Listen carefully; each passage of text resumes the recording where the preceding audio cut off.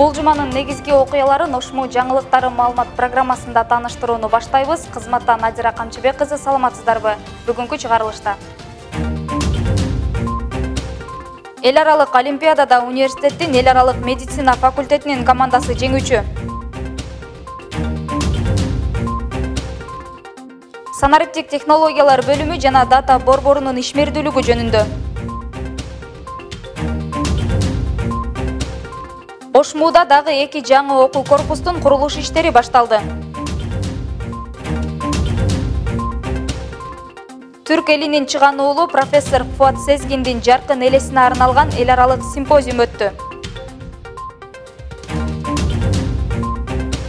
Эл аралык олимпиадада университеттин эл аралык медицина факультетинин командасы жеңүүчү болду.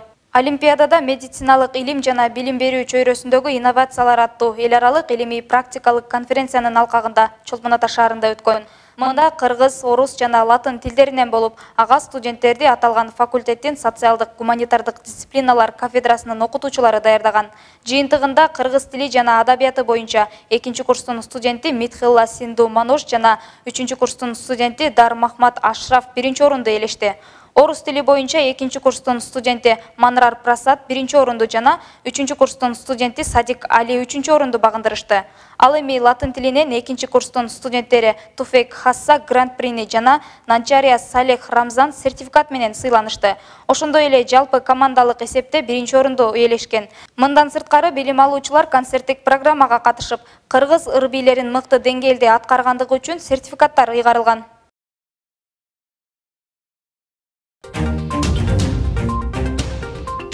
Аламдашуу процессинде санариптик билим берүү чөйрөсүн колдонуу менен сапаттык билим берүүнү өнүктүрүү керек. Мындан улам бул багытта университетте санариптик технологиялар бөлүмү жана дата борбору иштөөдө. Бул технология аркылуу студенттердин кыймыл-аракети, ийгилиги жана кемчилиги ачык айрым көрүнүп турат. Аталган бөлүм дагы кандай иштерди жүргүзүп жатат? Кабарчыбыз Турусбек Акылбек уулу билип кайтты.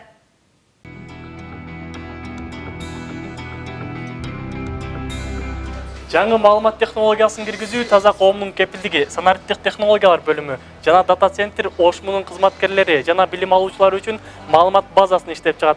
Ошондой эле АВН системасы, маалымат терминалдары ошол технология аркылуу ишке ашат. Дата центр бул маалыматты сактоочу жана иштетүүчү жай болуп эсептелет. Бул университеттеги техникалардын түйүнүн бириктирип, автоматташтыруу максатында түзүлгөн. Ошондой эле бардык окуу жай корпустарында түздөн-түз акыркы заманбап маалыматтык каналдар менен туташтырылган. Майдан баштап электрондук документ оборот деген бар, электрондук документ айлантуу. Ошону дагы биз киргизип, мына жакындан баштап иштетебиз. Ага сканерлерди алып, даярдап, кадрлар бөлүмүн жана тиешелүү адистерди, семинарларды кылып окутуп үйрөтүп атабыз. Бир жуманын ар жак бер жагында аны дагы иштетип, ошол документ оборотту дагы электрондук документ оборотту жүргүзүп калабыз. Санариптешүү алкагында дата борбору серверлердин жардамы менен электрондук китепкана, видеоконференция, IP телефония, антиплагиат жана башка бир топ кызматтык системалар менен иштейт. Ага улай эле ушул кызмат аркылуу университеттин коопсуздугун камсыздаган турникеттер башка корпуста, жатаканаларда, бир нече факультетте орнотулган. Техникалык тармакты тейлеп карап турабыз. Ошол эле учурда мына азыр көрүп турасыңар. Бул жерде мына видео көзөмөлдөн бир гана ушул корпустагы түзүмүн көрүп турасыңар. Андан сырткары бизде азыр учурда 200 камера орнотулду. Андан сырткары дагы 200 камера орнотулуп, азыр түздөн-түз окуу класстарга түздөн туташтырылып атат. Окуу жайда санариптик технологияларды өнүктүрүү үчүн IT академия иштеп жатат. Аталган академияда кыска мөөнөттүк жана 1 жылдык курстар окутулат. Мында каалоочу студенттер сабактары бүткөндөн кийин келип, программалоонун түрлөрүн үйрөнүп жатышкандыгын айтат. Бул мен үчүн керектүү адис. Себеби дегенде менин адисим информатика здравоохранения. Бул биз рентген аппараттары, УЗИ аппараттары ошолор менен иштейбиз. Анан MySQL деген ага айткан боюнча ошону үйрөнүшүбүз керек. Себеби деген биз бул больницаларда иштей турган болсок, биз пациенттердин данныйларын базага киргизебиз. Ошол үчүн ушул языктарды үйрөнүп атабыз. Кошумчалай кетсек, дата борборунун эске сактоо көлөмү 148 терабайт. Учурда окуу процессин уюштурууда 100% башкарат жана 24 саат бою иштейт. Эгерде университетте жарык өчүрүлүп калса, атайын дизель генератор, башкача айтканда автоматтык энергия берүүчү жабдык менен да толукталган. Турусбек Акылбек уулу, Жумабек Ибрагимжан уулу, Ошмо жаңылыктары. Түрк элинин чыган уулу профессор Фуат Сезгиндин жаркын элесине арналган эл аралык симпозиум окуу жайда өттү. Илимий жыйын Орто Азия аалымдарынын дүйнө илимине кошкон салымы аталышында болуп, Ошму менен Кыргыз-Түрк Манас университети тарабынан демилгеленип уюштурулган. Симпозиумдун алкагында Кыргыз-Түрк Манас университетинин ректору Себахатин Балжы менен Ошмунун ректорунун милдетин аткаруучу Кудайберди Кожобеков пикир алышып, бир нече багыттар боюнча сүйлөшүүлөр жүргөн. Ага ылайык мындан ары да биргелешкен эки тараптуу кызматташууларды кеңейтүү, билим берүү, мобилдүүлүк жана илимий долбоорлор боюнча алакаларды бекемдөө жагы чыңдалат. Ал эми симпозиум Орто Азиядагы түрк тилдүү тектеш элдердин арасынан чыккан окумуштууларды даңазалоо, элге таанытуу максатында өткөрүлгөн. Алсак Фуат Сезгинди өз кезегинде Европадагы түрк мусулман окумуштууларынын жаңылыктары боюнча чоң эмгектерди жасаган аалым катары таанысак болот. Ал эми илимий жыйында студенттер тектеш элдердин маданияты, цивилизациясы, улуу илимпоздордун жасаган эмгектери менен тааныша алышты. Илимий иш-чара 2 күнгө созулуп, анда Орто Азия аалымдарынын дүйнө илимине кошкон салымы боюнча илимпоздордун пикирлери ортого салынган. Окуу жайда дагы 2 жаңы окуу корпустун курулуш иштери башталды. Жаңы имараттар медицина тармагында билим алып жаткан студенттерге жеткиликтүү шарттарды түзүп берүү максатында салынууда. Аны менен катар эле ачык спорттук аянтчанын ачылышы болуп өткөн.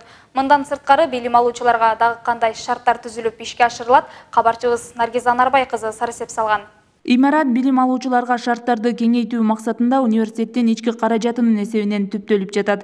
Жеңил реконструкциядагы 2 кабаттуу окуу корпусунун 1-чи кабатында лекциялык залдар, 2-чи кабаты заманбап окууканаларына ыңгайланышкан. Курулуштун башталышына окуу жайдын жалпы жамааты катышып, имарат ак жолтой болуусу тилек кылынып, капсула салынды. 2 имараттын жалпы сметалык баасы 36 миллион сом деп бааланган. Ал эми курулуш иштерин Акбата курулуш компаниясынын ишчилери жүргүзүп, кошумча окуу имараттын жылдын аягына чейин пайдаланууга берүү пландалууда.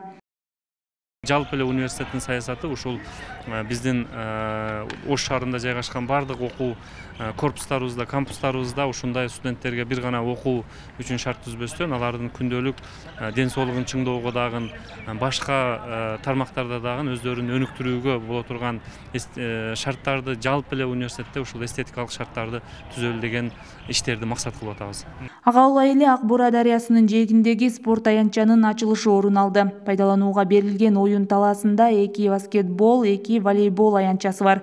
Жасалып жаткан бул сыяктуу иш-аракеттер университетте спорттун бардык түрлөрүн өнүктүрүү менен спортчулардын мындан ары да ийгирээк жаратууларына өбөлгө түзүү максатын көздөйт. Студенттерге болгон камкордугу, сиздер билесиздер, университет уже 10 жылдан бери көптөгөн корпустарды куруп келди. Бул корпустарды азыр университетте мындай корпустарды курууга толук тажрыйбасы да, мүмкүнчүлүгү да жетет. Себеби бул корпустарды куруу үчүн негизинен ички каражаттар университеттин өзүнүн каражаттарынан салынып келе жатат. Биз ойлойбуз, булар дагы ушул студенттердин дагы билим алуусуна түзүлгөн шарт болуп эсептелинет. Эске салсак, ушул айдын башында индустриялык педагогикалык коллежинин жаңы окуу имаратына капсула салынган. Ал эми бул окуу корпусунун курулушу 1 айдын ичиндеги 2-чи курулуш. Наргиза Нарбай кызы, Дөөлөтбек Бабаназар уулу, Ошму жаңылыктары.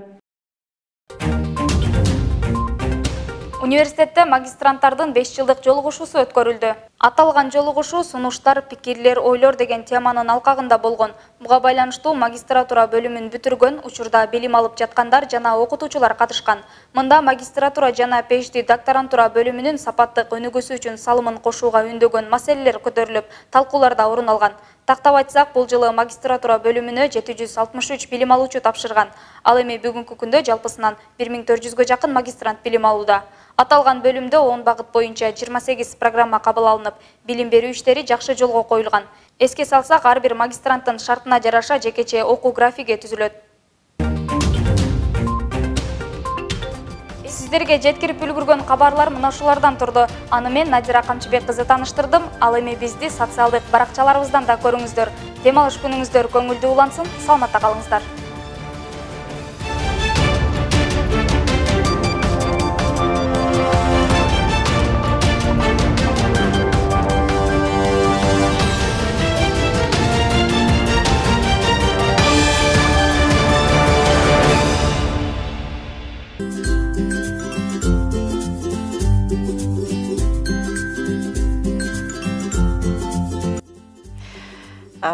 Баллон процесси жөнүндө өтө узун сабак сөз кылса болот. Европада эң эски университеттердин бири бар, 11-кылымда ачылган Болонья деген. Ушул университет өзүнүн 900 жылдык юбилейине даярданып атып, анан бир демилге көтөрүп чыгышкан. Ушу Европалык университеттердин союзун, биримдигин, коомун түзүү жөнүндө. Анан кийинки жылы, 87 жылы 80 университет Европадагы ошол документке кол коюшкан. Ал документ университеттердин улуу хартиясы деп аталган. 89 жылы Сорбонна университетинде дагы эле юбилейди белгилешип, даярданып атышып, ошол жерде 4 Европанын министри, чоң мамлекеттердин министрлери, бул Германия, Франция, Италия, Улуу Британия. Ушул мамлекеттердин деңгээлинде ошол билим берүү процессинин бир маселелерин мамлекеттик деңгээлге көтөрүп алып чыгууну сүйлөшүп, мына ушул 99 жылдан бул процесс башталды деп айтсак болот. Себеби ошол Болонья университетинде көтөрүлгөн университеттердин арасындагы байланыш демилгеси мамлекеттик деңгээлге көтөрүлүп, анан ошол демилгенин авторлору катары Болонья университети атынан бул балондук процесс же Болонья процесси деп аталып калды. Эмне деген маселени, проблеманы көтөрүп чыгышкан.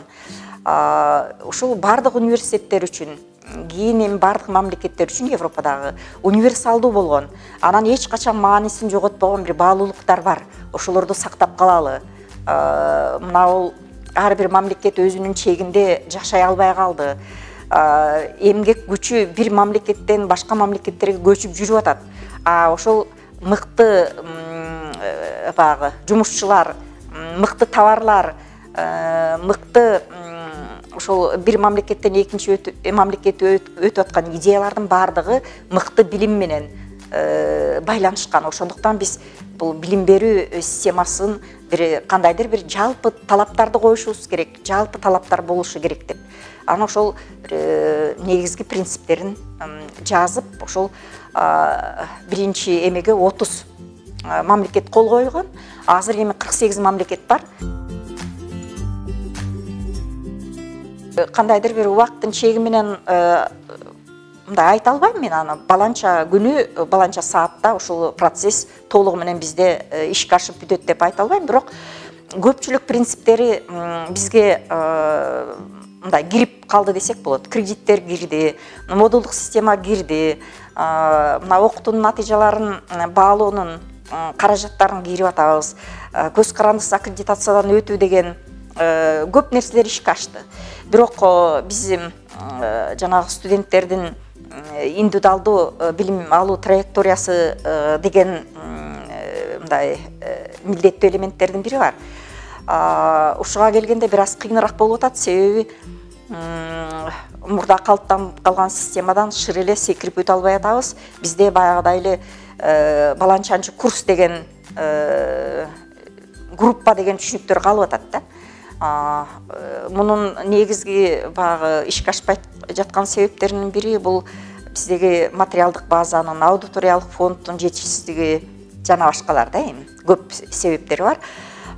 Эгер ушуларга дагы жетишсек, анда биз ар бир студенттин өзүнүн окуу планы болуп, ошол окуу планы боюнча ал тандаган предметтерди, ал заказ кылган предметтерди окутуу менен анын каалоосун, талабын, канааттангандыгын жүзөгө ашырганга мүмкүнчүлүк болуп атат. Азыр деле тандоолорду биз студенттерге берип атабыз. Эми жанагындай курс, группа деген, анан курстан курска көчүү деген түшүнүктөр дагы постепенно жоголушу керек да, акырындык менен. Себеби студент канча бир жылдын ичинде, айталы жогору жагынан чектеп койсо болот, бир 10 жылдын ичинде ошол 240 кредитти топтогончо студент болуп жүрө бериш керек.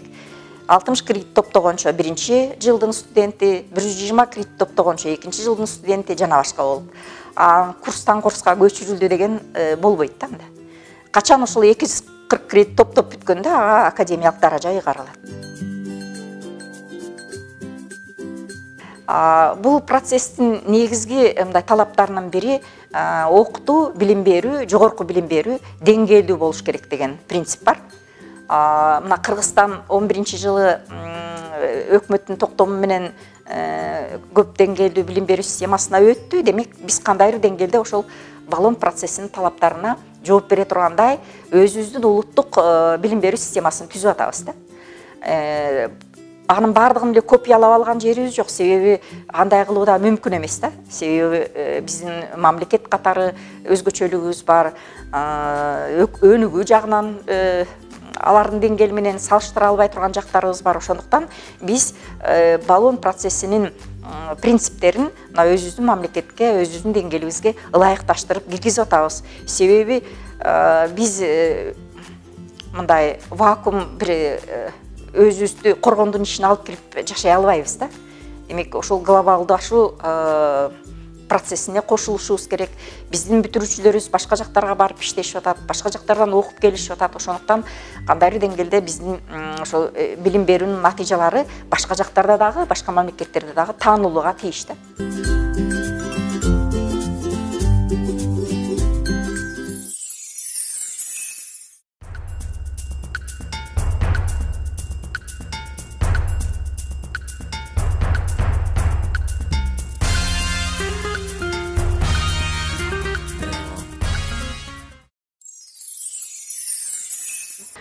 Окуу билим азыгы, билим ырыс казыгы демекчи, назарыңыздарда билесизби рубрикасы. Мен Нурзида Абдинасир кызы бүгүнкү суроолорго табияттануу жана география факультетинин студенттеринен жооп алам. Анда эмесе кеттик.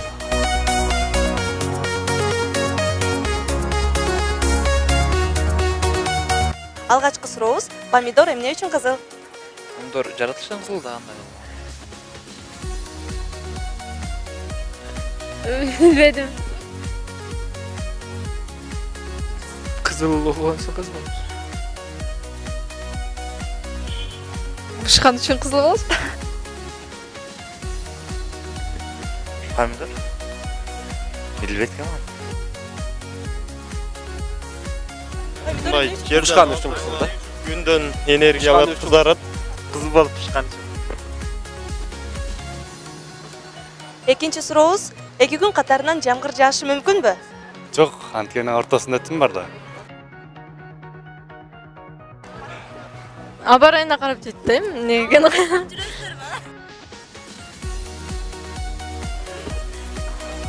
Жамгыр жаасы келсе жаайт да, туурабы? 2 күн катары жаашы мүмкүн эмес. Жок, жабайт. Себеби ортодо түн бар да.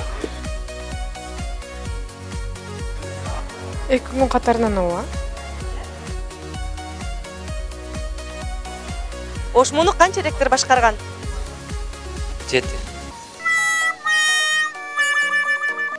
8-10 болсо керек. 13 ректор. 13.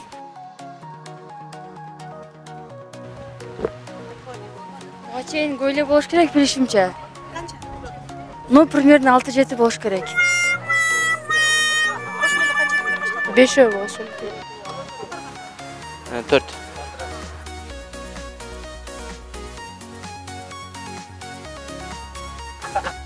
Ошмуну канча ректор башкарган? Билбейт экем.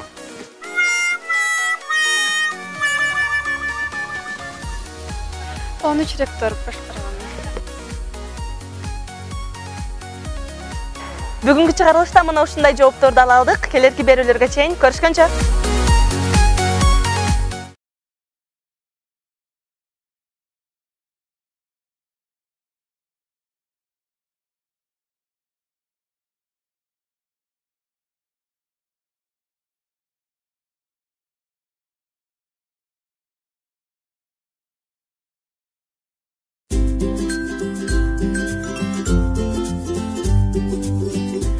Билимиң билим эмес, эгер жашооңду колдонбосоң, максатың максат эмес, эгер аракет кылбасаң. Студенттерге кеңеш рубрикасы сиздердин максатыңыздарга жетүү үчүн кандай эрежелерге көңүл буруу керек экендигин төмөндө айтып өтмөкчү. Саламатсыздарбы? Биринчи, ылайыктуу максатты белгилеп алыңыз. Өзүңүздүн жөндөмдүүлүгүңүздү кылдаттык менен байкап, жоопкерчиликтерди алыңыз. Жана ошол белгиленген ылайыктуу максаттын негизинде толук таяныч, бекем ишеним менен алдыга жүрүңүз. Кайсыл ишти сиз кыла албасаңыз, аны аткарбаңыз. Экинчи, өзүңүздүн негизги максатыңызды өтө бийик коюңуз. Эгер сиз бир гана өзүңүздүн жекече каалоолоруңузду орундатуу үчүн жашоо өткөрүп жатсаңыз, анда мындай жашоо эч качан сүйүнүч жана бейбилдик менен толбойт. Ошондуктан өзүңүзгө ушундай бир негизги максатты тандап алыңыз, ал сиздин жекече кызыкчылыгыңыздан бийик турсун. Ага жетүү үчүн чын тилден жаныңызды үрөп иштеңиз. Анан көрөсүз, ошол негизги максат сиздин жашооңуздун бир үлүшү боло баштайт.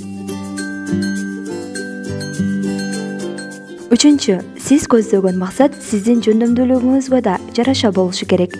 Баары эле кыялданышат, эмнени кыялданып жатканына көңүл бургандар аз. Максат коюшат, бирок кандай максат койгонуна маани беришпейт. Максатка жетишет, бирок кандай жол менен жеткени аларды кызыктырбайт. Сиз ушул сөздөрдүн баарына көңүл буруңуз, ошондо максатыңызга жете аласыз.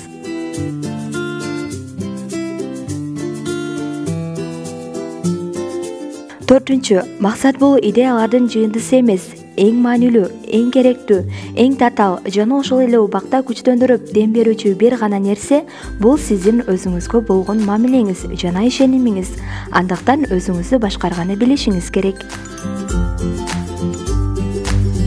Бешинчи, ишке ашырууну каалаган максатыңыздан чарчап, баш тарткыңыз келип турган учурда, дагы бир күн, дагы бир ай, дагы бир жыл аракет кылып көрөйүнчү деп өзүңүздү өзүңүз кыймылга келтириңиз. Жарым жартылай аракет жарым жартылай жыйынтык берет деп күтпөңүз. Анткени жарым жартылай аракет таптакыр жыйынтык бербейт.